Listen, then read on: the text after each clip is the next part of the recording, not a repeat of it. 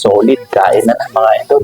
So yun mga idol, for today's videos, magluluto si tropa ng karne. Mga idol, binuhusan niya ng mantika, isang plangga ng mantika, agad ang binuhus niya dyan mga idol. Sobrang dami niyang nilagay na mantika. Ano kaya gagawin niya dyan mga idol? At kanyang tinusok-tusok ng toothpick. Ayan mga idol, tinanggal na niya mga idol. Diba, talong pala yung nandun sa gitna nun mga idol. Masarap din yan kung ilalahok niya yung talong. Tapos nilagay niya sa yelo mga idol. Tapos isinalang na niya sa kawali.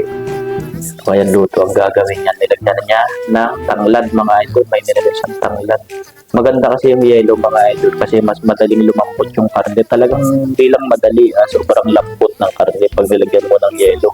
Yan ang tinatawag na anting-anting mga idol. Tapos nilagyan niya ng sili, tapos siling red, saka siling green mga idol ang kanyang nilagay. Tapos nilagyan niya ng kanin.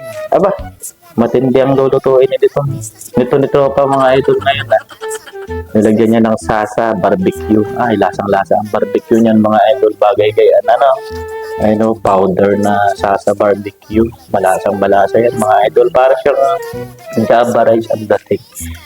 Nabibili daw yan sa Alphamart mga idol. Ayan, pinromote na niya mga idol ang kanyang product na sasa. Sasa ayam. Ano yan? Ayam special. Sasa ayam special. Ayan mga idol. Fried chicken, ayam special nga mga idol. Tama yung basa natin. Tapos nilagyan niya ng powder na sasa. Ayan mga idol, special.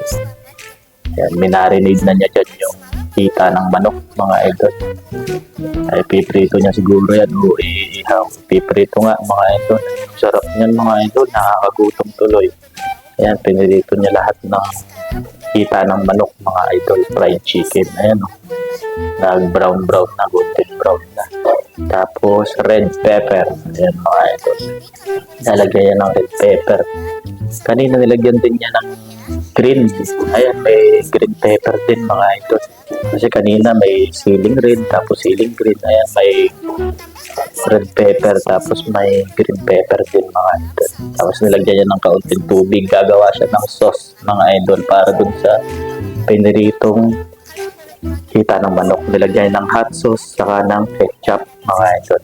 Kaya hindi pa natin alam kung anong ilalagay niya. Nilagyan niya ng kaunting cornstarch yata yun or harina. Basta bahala na kayo mga idol kung ano sa tingin nyo rin yung nilagay niya. Ayan mga idol. May sauce na yung fried chicken. Ayan mga idol. Sarap niyan mga idol. Para siyang apretada na kaldereta na ewan mga idol. Basta mukhang masarap mga idol. Solid. Kain na mga idol. Napakasarap.